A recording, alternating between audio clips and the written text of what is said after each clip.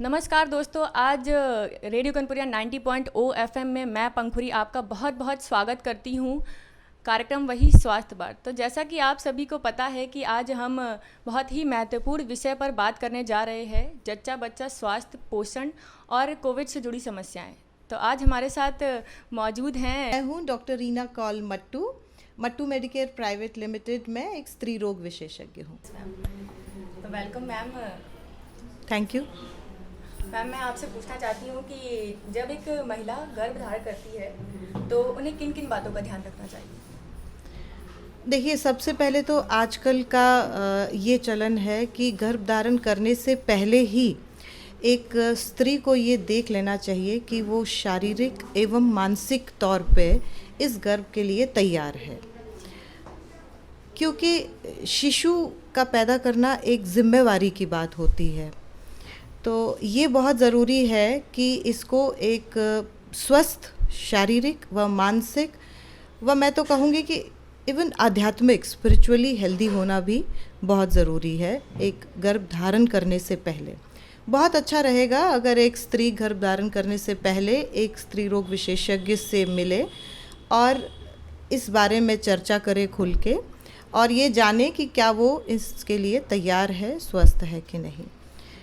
एक स्त्री रोग विशेषज्ञ क्या करेगी कि वो उसका एक एग्जामिनेशन, एक चेकअप करेगी, देखेगी अन्य चीज़ों के अलावा उसका ब्लड प्रेशर, वज़न, हीमोग्लोबिन, ब्लड शुगर जैसी जांच या बाकी चीज़ें उसकी ठीक हैं कि नहीं हैं।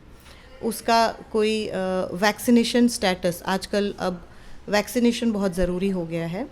कुछ बीमारियां ऐसी होती हैं जिनका वैक्सीनेशन प्रेगनेंसी में नहीं किया जा सकता है, लेकिन वो बहुत ज़रूरी होती हैं, जैसे कि mumps, measles, rubella, chicken pox. और आज के इस दौर में इवन कोविड का वैक्सीनेशन भी अगर पूरी तरह से 3 डोज प्रेगनेंसी से पहले ही लिया हो तो बहुत ही अच्छा है। हालांकि इसको हम प्रेगनेंसी में भी दे सकते हैं, ऐसा अब गवर्नमेंट ने क्लियर कर दिया है। तो इन सब चीज़ों का ध्यान देना बहुत ज़रूरी है प्रेग्नेंट होने से पहले ही। एक बार स्त्री प्रेगनेंसी हो जाए, गर्भधारण कर ले, तो उसे तुरंत, जैसे ही उसका पीरियड मिस हो जाता है, उसे एक गायनोकोलॉजिस्ट से मिलना चाहिए। और चाहे वो उसके गांव में हो तो अपनी एक जो पीएचसी होती है वहाँ पे, प्राइमरी हेल्थ सेंटर, वहाँ पे भी हो सकता है, या वो शहर में हो तो किसी बड़े हॉस्पिटल में भी जा सकती है।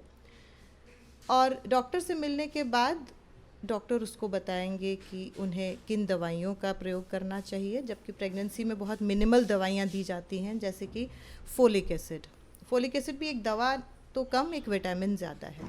और वो उसे खान पान के बारे में बताएगी, उसे कौन से वैक्सीन्स प्रेगनेंसी में लेने चाहिए उसके बारे में बताएगी, समय समय से कौन सी जांच करनी चाहिए, इन सब बातों के बारे में उसे उसकी स्त्री रोग विशेषज्ञ ही बताएगी। मैम, तो जब एक माँ बच्चे को जन्म देती है तो उसके पहले किन किन प्रकार की जांचों को करवाना चाहिए?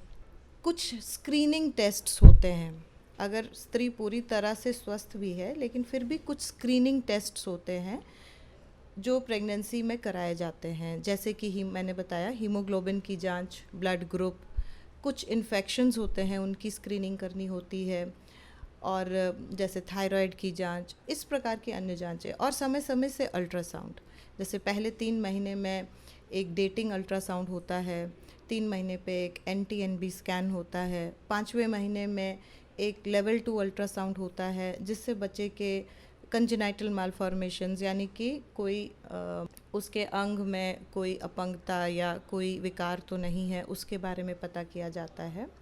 कुछ स्पेशल टेस्ट्स भी होते हैं जिससे क्रोमोसोमल की बीमारियों का पता किया जा सकता है।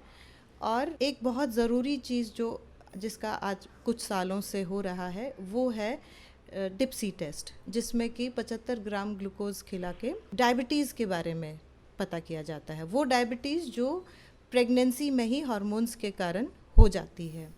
और ये एक बहुत ही सस्ता लेकिन बहुत ही इम्पॉर्टेंट टेस्ट आया है जो 2 बार होता है। पहले तो पहला टेस्ट तब होता है जब फर्स्ट विज़िट होता है लेडी का, जब भी वो आती है उस वक्त होता है, और सेकंड होता है 24 से 28 हफ्ते की प्रेगनेंसी पे। मैम, जब एक गर्भवती महिला होती है तो उसे किस प्रकार की जीवन शैली और खान पान अपनाना चाहिए? हाँ, ये आपने एक बहुत ही अच्छा प्रश्न पूछा। खान पान में इन जनरल ये होता है कि ज़्यादा तैलीय जैसे ऑयली फूड कहते हैं और ज़्यादा ही मसालेदार खाने को अवॉइड करना चाहिए।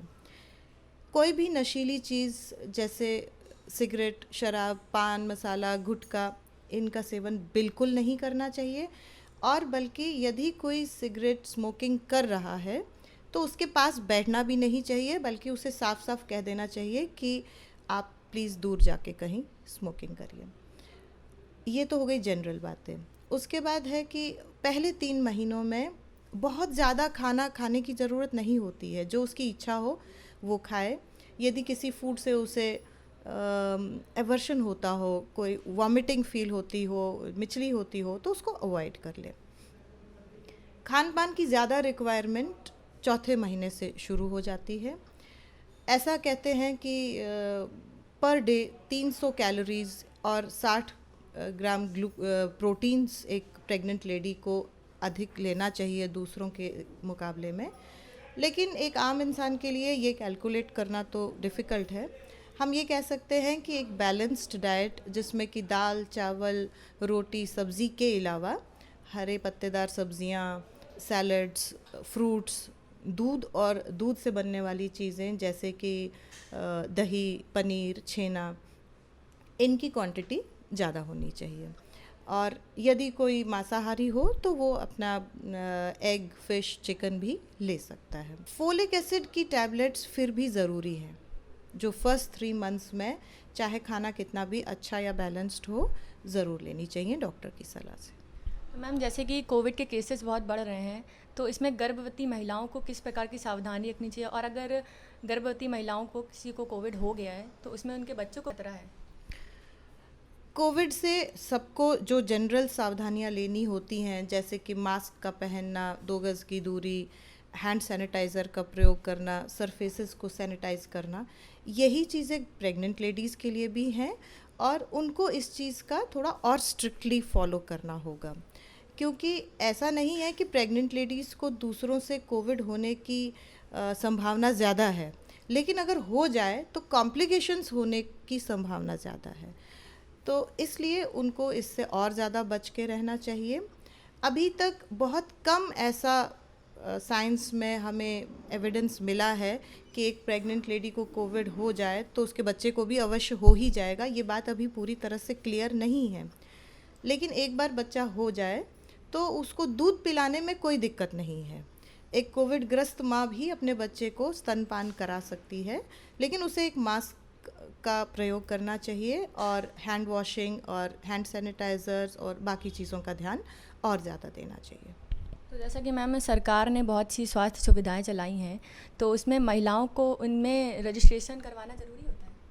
जी हाँ, बिल्कुल कराना चाहिए। सरकार की तरफ से बहुत अच्छी अच्छी सुविधाएं भी दी गई हैं, कुछ प्रोग्राम्स भी चले हैं।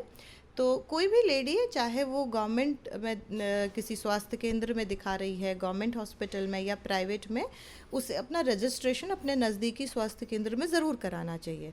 उसे कई तरह के लाभ मिलते हैं, जिसमें कि आयरन, कैल्शियम की गोलियां, समय समय से उनकी जांच होना और कुछ धनराशि भी, कुछ आर्थिक सहायता भी मिलती है, जिससे वो अपना और अपने शिशु का अधिक ध्यान रख सकती है। तो इसमें कोई बुराई नहीं है, ये ज़रूर करना चाहिए। तो मैम, चलते चलते आप हमारे रेडियो कनप्रिया के श्रोताओं को क्या सीख देना चाहेंगे? मैं तो ये कहना चाहूँगी कि एक स्वस्थ माँ जो शारीरिक, मानसिक और आध्यात्मिक तौर पर स्वस्थ हो, वही एक स्वस्थ शिशु को जन्म दे सकती है। हम आजकल बहुत सारा साइंस तो फॉलो करते ही हैं, करना भी चाहिए, ज़रूरी है, लेकिन जो हमारे पूर्वज कहते थे कि गर्भ संस्कार होना चाहिए, गर्भवती महिला को अच्छे विचार रखने चाहिए, स्वस्थ खाना खाना चाहिए, सात्विक भोजन करना चाहिए, ये सब बातें भी ज़रूरी हैं, तो इनको भी फॉलो करिए। थैंक यू मैम, आपने इतने बिजी शेड्यूल में हमें अपना कीमती वक्त दिया। Thanks to you also. Thank you ma'am. तो इसी के साथ हमारे साथ बने रहिए रेडियो कनपुरिया 90.0 FM। सुनो कान लगा के। रेडियो कनपुरिया 90.0 सुनो कान लगा के।